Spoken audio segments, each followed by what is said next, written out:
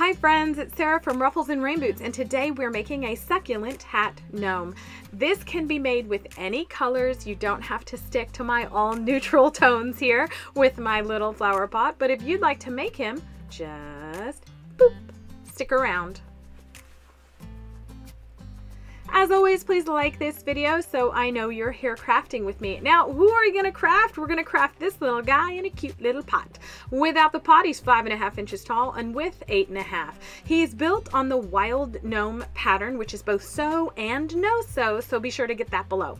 I'm gonna use a little bit of faux fur and fleece, felt, and moss. Now, you do not have to have a Cricut machine for this. I do provide PNG files so you can just trace it. I'm using my Cricut machine because I'm lazy. And the first step, I wanted to highlight this one. This is the only succulent that I think takes some time to put together. And you can see it's not that long. Once you get all the pieces pulled apart, all you're going to do is sort of spiral it in on itself. It's easier to start with the center piece and then hold the whole thing in one hand as you add the layers. So you can see I'm just going to turn this here, adding the layers underneath. I'm going to zoom in a little bit, that's why. I'm just going to add the layer and move my fingers so you can see. We're going to glue it in just a second. It stays pretty well together, but I would just keep holding it until you flip it over and start adding glue. Here we go. So you can kind of see if you want to make it whiter, you have the ability to make it whiter. You just put the glue, or I'm sorry, you just put the last layer a little further out than I did. And I varied my succulent sizes. We're going to add a little paint to these. You can add chalk, pastel, but the idea is that they're really customizable in any colors you would like. So here's what this succulent looks like, and these are the bigger of the ones I'm providing. All right, so you can see here, it's super easy if you have a Cricut. If you have a maker, you're going to use a rotary tool. If you have an EA2, you're going to bond the felt first. All right, so, and you can take that off using the freezer paper method, by the way. All right, so if you pull everything out here, these are the other style of succulent, super easy. You have a spiky one, which is just layers, and then you have this sort of, I don't know, like virus looking one. I don't know what it's called.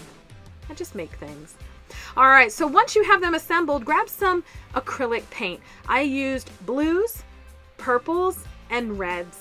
And basically, I just added them by looking at pictures online. All right, I'm a plant mom, but I am not an artist. So I just added it on the ends. So get the wild gnome pattern, and on the fleece, you're going to create the body. I like to trace it and then cut it out to make sure I get it right in the spot it needs to be. So we're going to put right sides together, glue up that long side, and then add the base. Once you have the base, we're going to fill it halfway up with poly beads. Don't use rice, don't use beans, don't use anything that can sprout. Use poly beads and polyfill. That's the easiest way to make sure nothing goes wrong. You can also use play sand if you put it in a Ziploc tight bag. Kitty litter if you put it in a zip tight bag. I just don't like using anything that will absorb moisture. All right, so last little part of the body here, we're just going to close him up and then cut a beard. Now, this is not a very big gnome, so you do not need a very big piece of faux fur. It's perfect for those cast-offs from your larger projects. So I just cut a rectangle here, made sure it's got no fluff, and attached the top. Now, I am adding it a little lower than on some other wild gnome patterns, and that's because we are going to pull down the hat. I am going to cut a mustache, but I'm not ready to assemble yet, so I'm going to put the body and that mustache to the side. In the pattern, you have 7 hats. Yes, indeed, this is one of them. This is technically the mushroom hat, but we're going to use it a little bit a different way. So we're going to put right sides together after we put that mushroom part together, or the mushroom cap part together, and then we're just going to glue along the outside. Now, because you are using glue and not sewing, you have to make sure that you're lining up pretty much the same amount of glue. We are going to stuff it, which is going to hide a little bit of the wumps and bumps that, I don't think wumps is a real word, but of the bumps that hot glue will do when you're using it as a seam. You can see here when I lay it down on the table, you see some of those parts, they're not, you see that? They're kind of like blocky. Well, polyfill saves the day.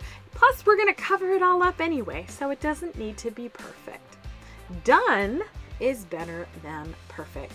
All right, so make sure you have quite a bit of fill on there. Then you are now going to pull it down. We don't need to worry about the bottom. We want the bottom to look like it's sort of sprouting. You see the edges there?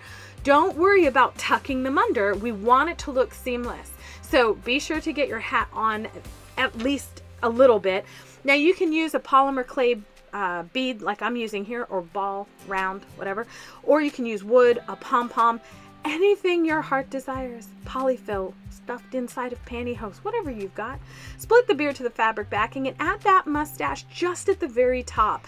Then split the mustache, add a generous portion of hot glue, and add the nose. All right. As always, I like to make sure that hat stays in place in the front, so I'm going to glue that hat right to the top of the nose before I move on. Do make sure that is secure before moving on and tugging it around back. We're going to glue it all the way around because we're not going to put arms on this guy. Hey, I take that back. If you want to put arms on it, you put arms on it. I skipped it because I wanted to get to this part. Basically, I'm just fast forwarding this because it's me sticking all of these wonderful creations on. That's it. I had no rhyme or reason. I just wanted to use all of them. All of them. So I found a spot for that very, very last one, no matter what. Pull out the hot glue strands here. Give his beard a nice little tailoring. And then I'm going to grab a pot. So this is just a 3-inch pot. You can use any size pot, but I will warn you, you don't need a lot of stuffing. I'll show you why. This is sticky back foam. Or I'm sorry, moss. You can get this at the craft store in like a million colors or online. And I love this stuff. It's sheet moss basically, and it works really great. If you've been around this channel a while, you know I will caution you against the Dollar Tree moss. Don't do it, just don't do it. All right, once I get him in there, I realize he's sitting a little bit tall, so we're just gonna adjust that. This is why you do that adjusting before you hot glue anything down. All right, so now he has a nice little perch. Look at that.